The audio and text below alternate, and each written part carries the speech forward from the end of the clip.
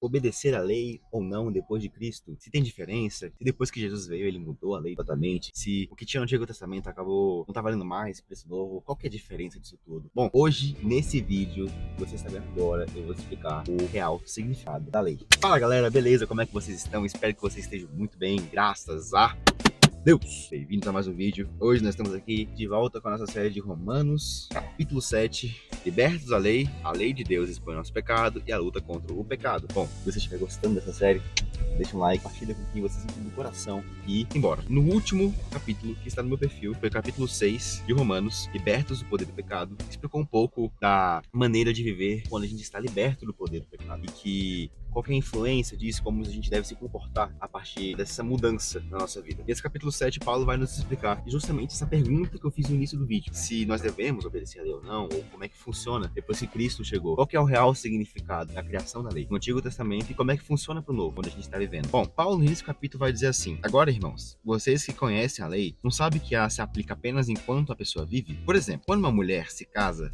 a lei a une a seu marido enquanto ele estiver vivo. No entanto, se ele morrer, as leis do casamento já não se aplicarão à mulher. Portanto, enquanto o marido estiver vivo, se ela se casar com outro homem, cometerá adultério. Mas, se o marido morrer, ela ficará livre dessa lei e não cometerá adultério ao se casar novamente. Então, Paulo está dando um exemplo para a gente, nos mostrando que a lei, ela só se aplica às pessoas que estão vivas. Ela deu o exemplo do casamento. Duas pessoas decidem se casar, elas estão na lei do casamento. Então, se eu estou casado com uma pessoa e essa pessoa acaba tendo um relacionamento com outra pessoa, não sou eu, ela está cometendo adultério, ela está me traindo. Mas quando eu morro, ou quando eu me divorcio, quando eu quebro essa lei, seja na morte, ou seja no conceito de ambas partes, ela não está em pecado, ela não está quebrando uma lei. Essa lei não está mais em vigor na vida dela.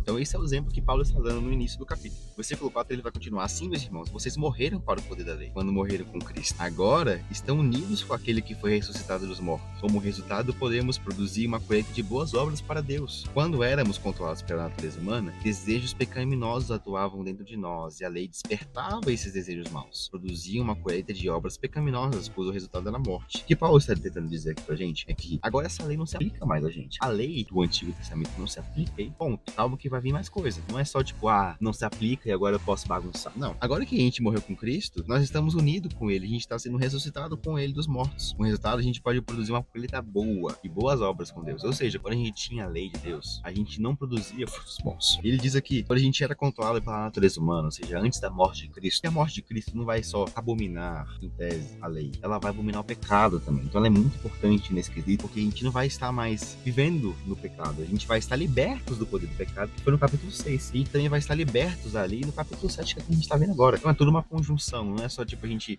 excluir esse versículo e falar o que agora eu tô liberto da lei. Você também tá liberto do pecado, você não precisa fazer isso, sabe? Então, aqui ele tá dizendo que, porém, fomos libertos da lei, pois morreremos para ela, já não estamos presos ao seu poder da lei. Podemos viver e seguir a Deus, não da maneira antiga, obedecendo a letra da lei, mas da maneira nova, vivendo no Espírito. Olha essa frase de novo. Não obedecendo a letra da lei, mas da maneira nova, vivendo no Espírito. Ou seja, uma coisa que provavelmente aplica a mim, não necessariamente vai aplicar a você. Vou lhe dar um exemplo. Vamos supor que eu tenho um problema com bebida, ok? E eu entendo que se eu acabar tendo esse excesso de consumo alcoólico, bebida alcoólica, eu vou acabar me distanciando de Deus, vou acabar perdendo meu controle, vou acabar não dando frutos do Espírito. Isso considera um pecado para mim. Mas, vamos supor, um amigo meu, ele bebe tranquilo, tem um controle, tá tudo certo pra ele. Ele não se classifica um pecado. Claro, porque beber não é um pecado, mas você perder o controle por conta da bebida é um pecado, entende? É claro que, bom, mais pra frente, nos capítulos, a gente vai entender um pouco mais do capítulo 8 da vida do Espírito, no Espírito, e vai demonstrar um pouco como é que a gente deve viver a partir desse entendimento, da liberdade, do poder, do pecado e da lei. Bom, no versículo 7 ele vai dizer: por acaso estou dizendo que a lei é de Deus é pecaminosa? Claro que não. Na verdade, foi a lei que me mostrou meu pecado. Eu jamais saberia que começar errado se a lei não dissesse não cobice. Ou seja, a lei não é pecaminosa, nós somos pecaminosos. Nossa natureza, quando a gente vivia e era controlado pela natureza humana. E como é que a gente era controlado pela natureza humana? A lei falava, não pode fazer isso. E o que nossa natureza faz? Eu quero fazer isso, porque eu posso, porque eu quero, porque eu consigo. E a gente realmente consegue fazer, mas não é o correto fazer, de acordo com a vontade perfeita e agradável de Deus. Então, a lei não é pecaminosa. E se a gente não tivesse uma lei falando que cobiçar é pecado, a gente nunca ia saber que cobiçar é pecado. A lei, ela revela o caráter de Deus. Ela revela como Deus quer que a gente caminhe, mas não necessariamente a forma exata é escrita na lei. A lei, ela aponta para aquilo, isso é pecado, isso não pode, isso é aquilo. Mas a gente não tá preso mais a essa lei. A gente vive no Espírito, a gente vive com Cristo, sabe? A gente não precisa ficar pagando o pecado o tempo inteiro. A gente não precisa mais. Jesus já pagou esse preço por nós. A gente não está mais preso a esse poder. O versículo 8 ele vai dizer: mas o pecado usou esse mandamento para despertar dentro de mim todo tipo de desejo cobiçoso, como havia falado. Não houvesse lei, o pecado não teria esse poder. Houve um tempo em que eu vivia sem a lei. No entanto, quando eu tomei conhecimento do mandamento, o pecado ganhou vida dentro de mim e eu morri. Assim, descobri que os mandamentos da lei deveriam trazer vida, trouxeram em vez disso morte. Então, é a visão que Paulo está trazendo sobre uma lei que tem dentro dele, sabe? O pecado se aproveitou dessas incríveis leis e mandamentos e me enganou e fez uso deles para me matar.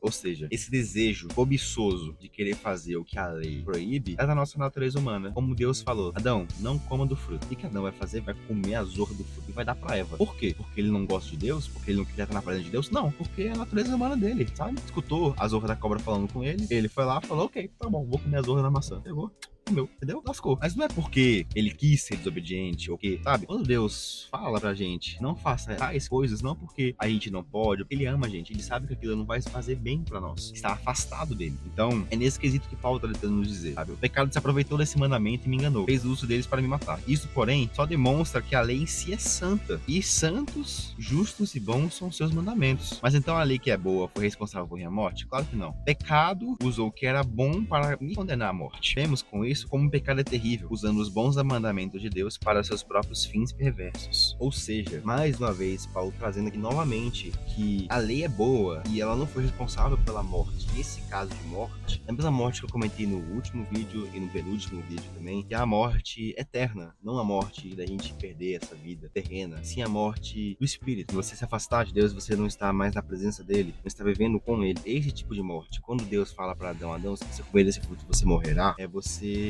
não vai estar mais comigo e eu sou a vida. Então, quando você não está mais comigo, você está fora da vida, você está morto. Então é esse tipo de morte que Paulo vai trazer pra gente. E o pecado usou o que era bom, a lei de Deus, e vai nos mostrar o caráter de Deus para condenar as pessoas à morte. Esse pecado é nossa natureza, é as escolhas que a gente faz de acordo com a nossa vontade. E vemos isso como um pecado é terrível, usando os bons mandamentos de Deus para o seu próprio fim perverso. No versículo 14, Paulo vai continuar dizendo que o problema não está na lei, pois ela é espiritual e boa. Ou seja, a lei, ela não se aplica para as pessoas que estão mortas em Cristo, mas que ressuscitaram com ele, mas também a lei é responsável para poder mostrar para nós qual que é o pecado. E a lei é também espiritual e boa. O problema não está na lei, está em mim, pois eu sou humano, escravo do pecado. Não entendo a mim mesmo, pois quero fazer o que é certo, mas não faço. Em vez disso, faço aquilo que eu odeio, que é o pecado. Porque nós queremos fazer a vontade de Deus, mas nós não conseguimos. As pessoas que aceitaram Jesus Cristo são aquelas pessoas que não são santas, perfeitas, que nunca vão errar. A gente erra o tempo inteiro. Nós somos as pessoas que olhamos para um morador de rua e enxergamos Cristo nele. Queremos abraçar, queremos conversar, fazer ele ser enxergado, sabe? Transmitir amor. Isso são alguns exemplos que a gente pode fazer para poder mostrar Cristo para as pessoas. Não necessariamente, logo em seguida eu cometer um pecado, eu já vou estar condenado para sempre. Não, Cristo morreu por mim, sabe? E é isso que Paulo vai trazer pra gente. O problema não está no pecado da lei, está em mim, pois eu sou humano, não entendo a mim mesmo.